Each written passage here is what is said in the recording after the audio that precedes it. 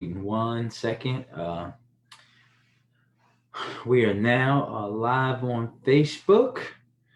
So we are live on Facebook and Instagram, giving the folks on Facebook a second to join us, and then we will get started. Thank to you, to those on Instagram who jumped on already. So thank you so much. We are getting started in just 1 second. So thank you all. Thank you to everyone for joining us today and this evening.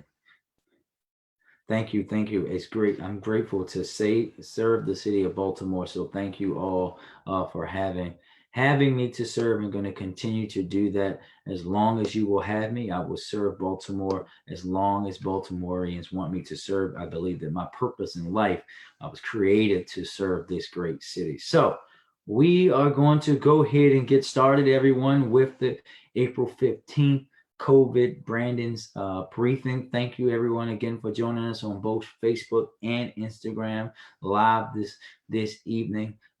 Thank you. We're going to start off with the numbers as always. We are now up to 10,032 cases in the state of Maryland and 1,060 here in Baltimore City. So again, we know how serious COVID-19 is in Baltimore and across the state of Maryland. We want to make sure that everyone is, again, staying healthy and adhering to the advice of public health professionals.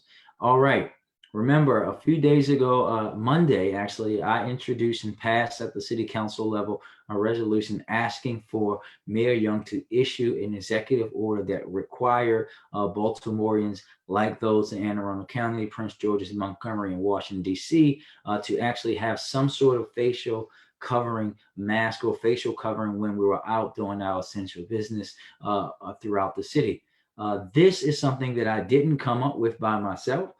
This, as I tell you guys, each and every day, every night, everything that I do is going to be based on the advice of public health professionals, not something that comes from my brain. I am not a public health professional, and these are things that have to happen, and that's what we have to do. So we know the CDC guidelines have laid this out that this is the right thing to do.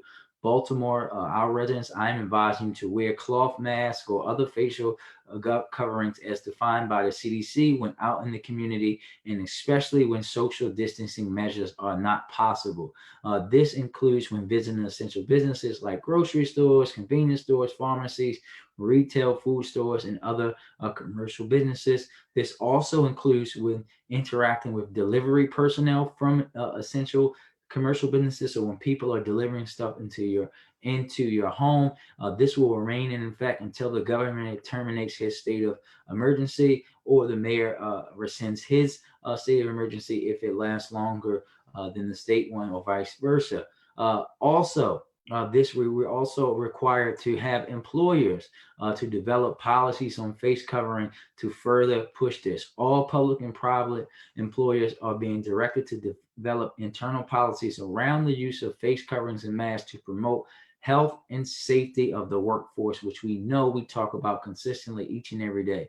Someone sent us a message about addressing the fact that fast food establishments are not requiring their workers to wear face coverings. This new mandate is going to address that. If you continue to see workers not adhering to these rules, report that immediately. All right, CDC. Going to give you guys the CDC facial coverings and their advice.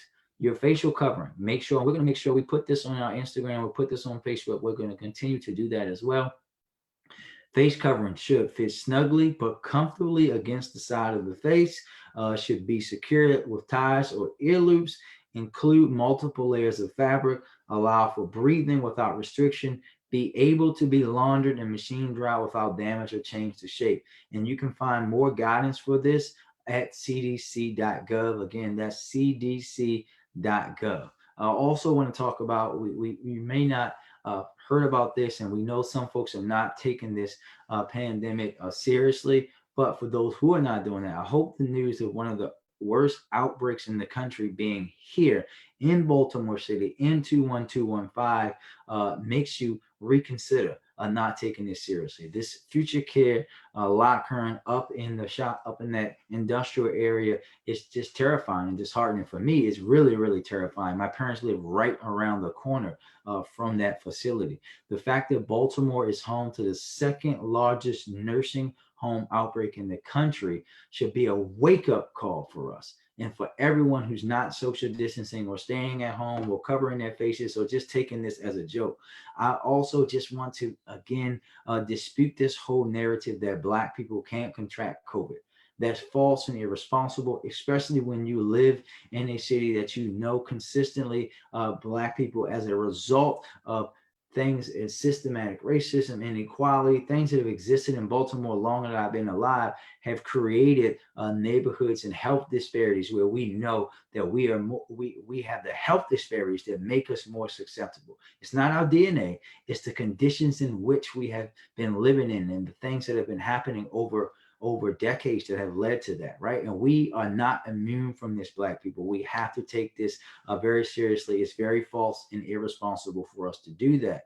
We know that this pandemic is disproportionately impacting us, especially here in Baltimore. You can always get that information from us. And just a reminder that the governor still has the stay at home mandate in place. So know that this is a serious thing for everyone. Know that, listen, now that we have the information, is on with the information, folks have said, what are you going to do with the data? We've already, as a legislative body, I sent over a notification on Monday. We're bringing the health department and other agencies back to the city council and asking them how they are now going to do the follow-up work. What's their plan for tracking and tracing, dealing with how we're going to communicate in the zip codes where we're most impacted or people seem to be catching it or more at risk, and meet those health disparities.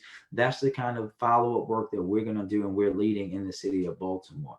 But now I got a special guest that I want to bring on here, my director of legislative services, because I want to have a discussion about. We've heard some folks talk to us about how we can communicate what happens at the city council level. What's the difference between a resolution or ordinance? How we can actually make that information go and make that information simple for people to understand.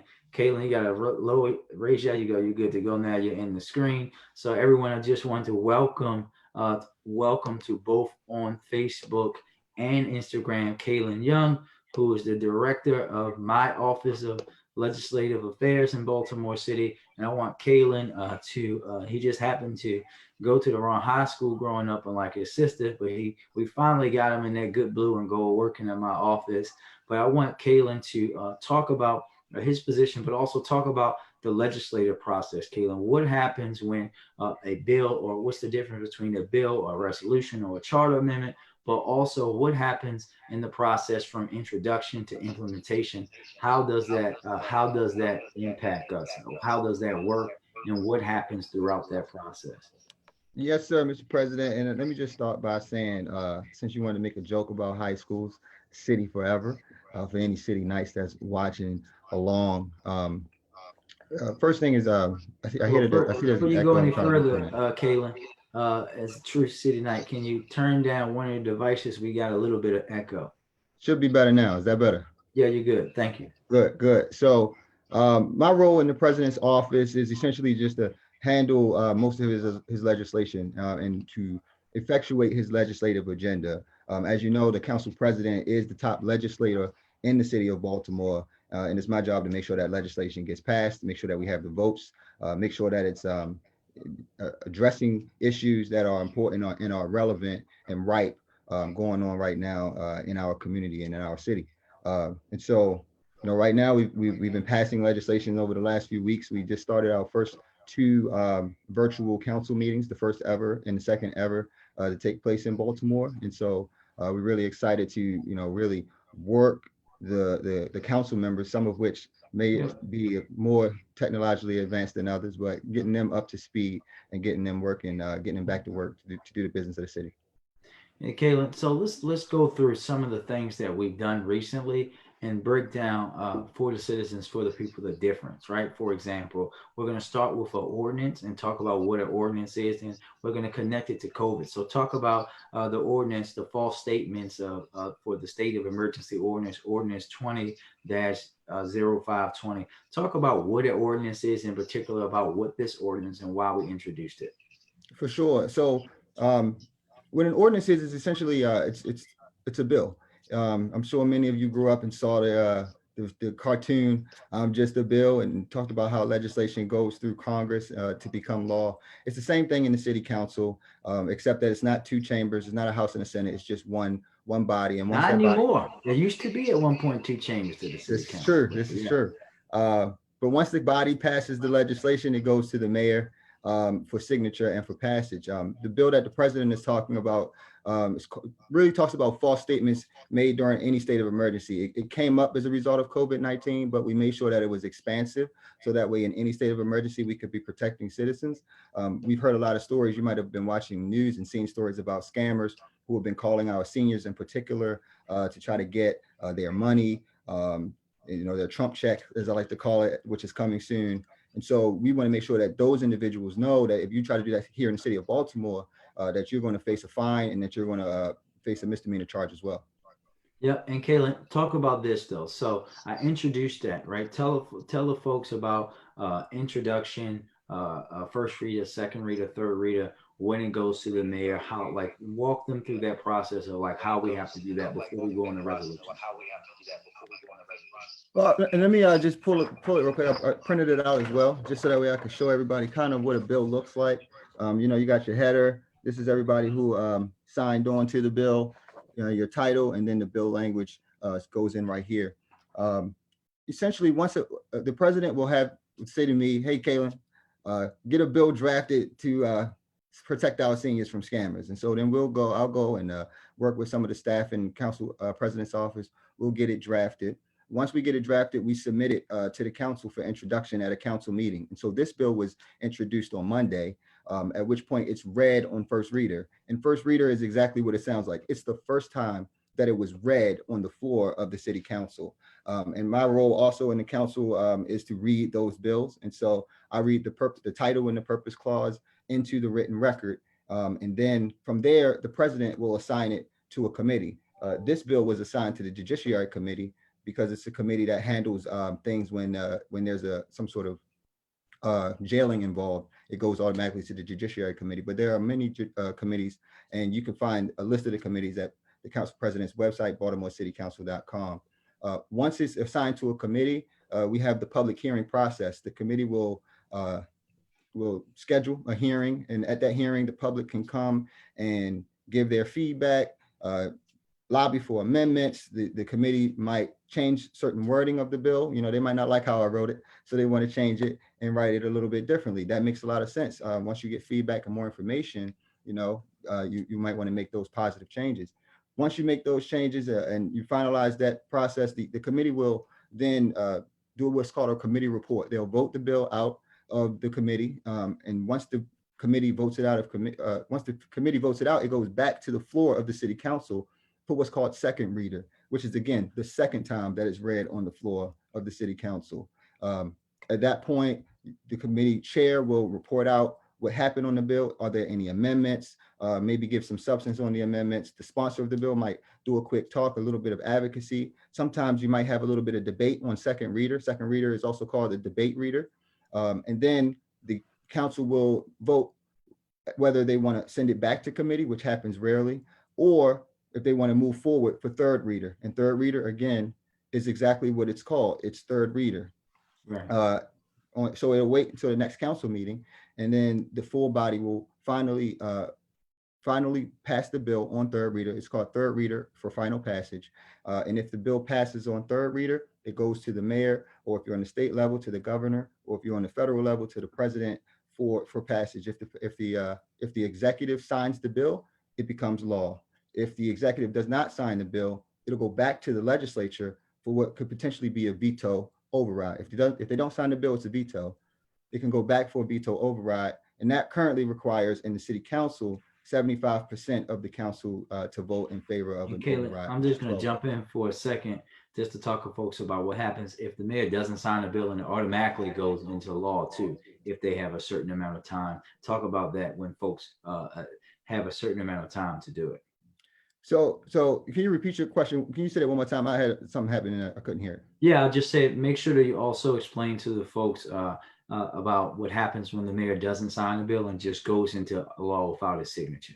So that actually just happened with a couple bills today, actually, or Monday rather, where if the mayor chooses not to sign a bill, um, and it sits for 3 council meetings, and those council meetings cannot take place on the same week, calendar week. If it sits for 3 council meetings, then it will automatically become law simply by virtue of being passed but not getting a signature from the mayor. It does not become what's called a pocket veto, where if the mayor doesn't sign it, it's automatically vetoed. In Baltimore City, it becomes law. Right. So, also, just want to remind everyone that you can always find legislation and search all legislation that Baltimore City Council does.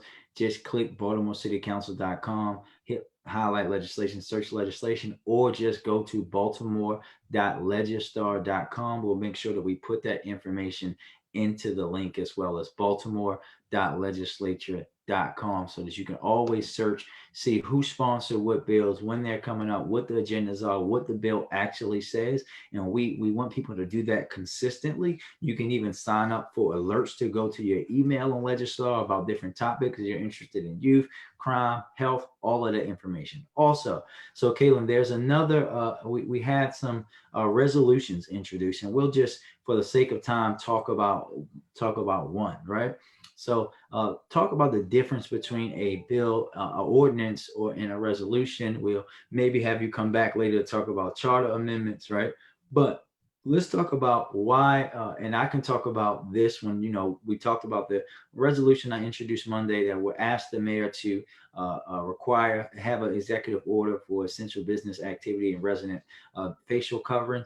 But also, we had one about the release of low-level prisoners and elder prisoners, and one about homeless information, right? Homeless and helping and serve the homeless.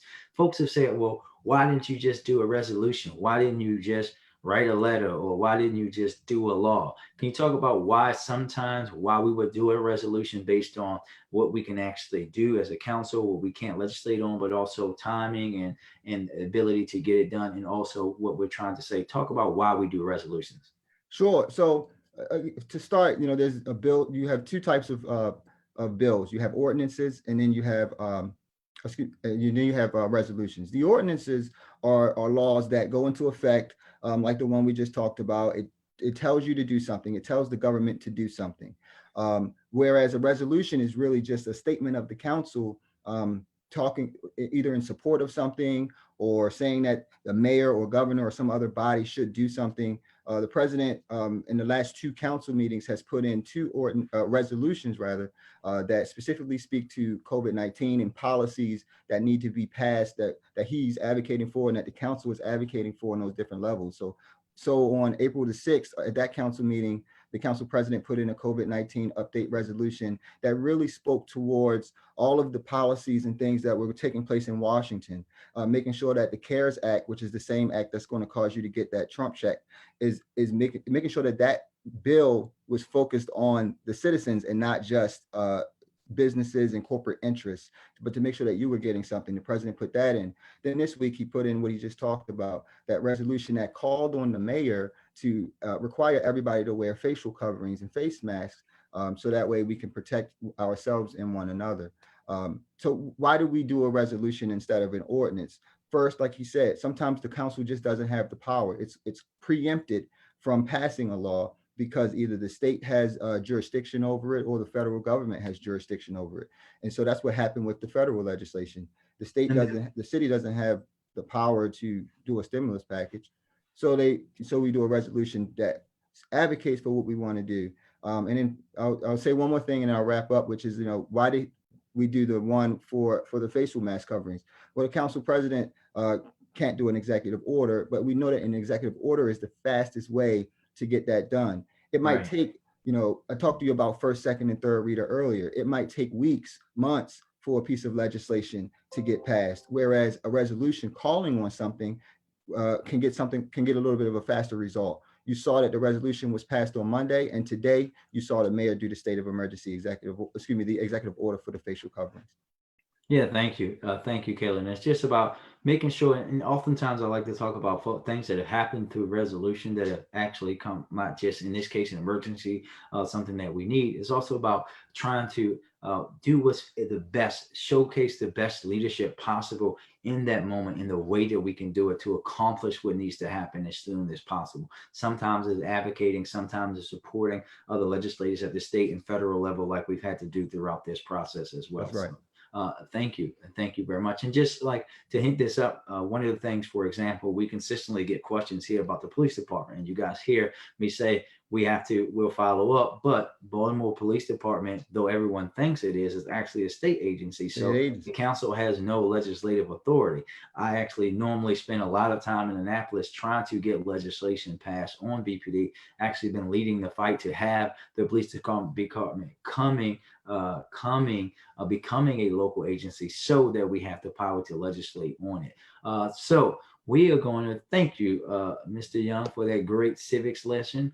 We are now going to turn over questions for us. So if you have questions, everybody on Facebook, Instagram, get it in. Someone said, where can they get N95 masks? Again, we know that masks are very, very hard to come by. We know that, again, we can make sure that you're being mindful about people who might be scamming and saying they have these. So make sure that you are, when you're purchasing stuff, you're purchasing it from a correct vendor, a real vendor. But know that, again, it's not a requirement for masks. You can make sure that you're protecting yourself and having medical grade masks and other things that are available, but also facial coverings in other way. And we know that masks are becoming more available, and there are people in Baltimore that are making masks and things like that. Send us a direct message. We can give you information on that as well. Someone asked a question: are employers required to follow the 6 foot rule within their business building? So again, this is something that we know that we have to understand. One, we know that the guidance from the governor, mayor, everyone, CDC is when at all possible to have everyone practicing that social distancing rule. But we also understand that when you're talking about in certain businesses and what people are doing, it's kind of hard.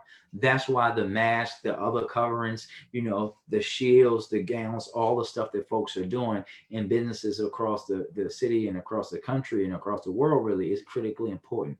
But you should give us more information about the businesses you're talking about so that we can give you more advice. Let's see. Some more questions coming in. Oh yeah, actually there are some places that are selling the mask. I know the beauty supply store down in St. Clair Lane Shopping Center has been selling them as well. Any other questions for me and Mr. Young right now? Please be sure to send them in. Uh, uh, uh, Director Young, talk about also about upcoming hearings that the council has and where people will be able to find and watch those hearings. Sure. So we've got a few hearings that are probably very important to a lot of people. The first one is talking about COVID-19. That's going to be taking place on April the 28th, I believe at 5 p.m. And you can watch that. We'll be broadcasting it virtually. We'll be live streaming it on Facebook, and you can always watch it on Charm TV, Baltimore.com. And that's just going to be an update that we're going to be getting from the health department on the current state of COVID-19 at that point. And trying to get some information as to when we think this might all, start to tamper down. Another one that's really important that's coming up is the Water Accountability and Equity Act and the implementation of that. That's coming up, I believe, on the 21st, Mr. President. And that has to do with people's water bills. We know that there's two main issues other than COVID-19 right now. There are two issues that everybody worries about in Baltimore. That's crime and water bills. And the Water Accountability and Equity Act is a bill that the president worked on heavily. That's going to help individuals with sky high water bills and making sure that it's not taking up but so much of your income. And so I think those are two off the top of my head that I can think of, Mr. President. I think you might have lost me on Instagram. We did. You're gone on Instagram. We gotta let you come back on Instagram. I don't know what happened to you. I'll re-invite you on Instagram.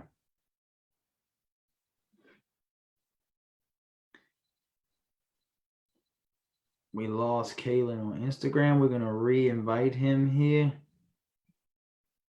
Oh, we don't have Kalen. Oh, there he is. Had to switch phones. Had to get off the work phone. There we go. Get him back in here. And wow, let's see.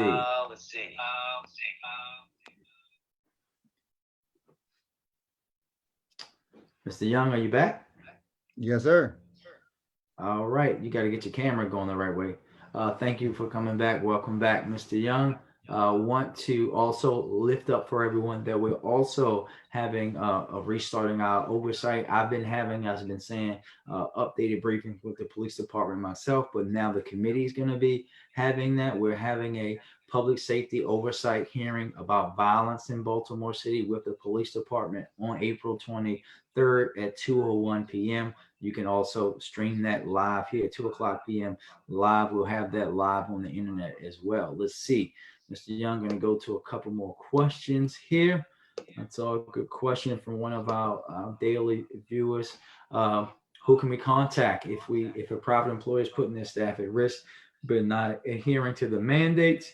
Uh, you can send us a direct message letting us know where that employer is and telling us who they are, so that we can help follow with the appropriate agency. Make sure to let us know when will we hear more from our plans about the water bill. Again, that's all what the Water Accountability and Equity Act is about. That's why we passed that law, to bring relief to the average citizen. We know that is something that's going to continuously come up. We're trying to make sure that the mayor's administration is implementing that important legislation that is going to change the way water billing is done in Baltimore City. That's why, even during this public health pandemic, we're lifting that up as one of our first tele hearings, virtual hearings that we're having in the city of Baltimore. So be sure to make sure you check out the hearing.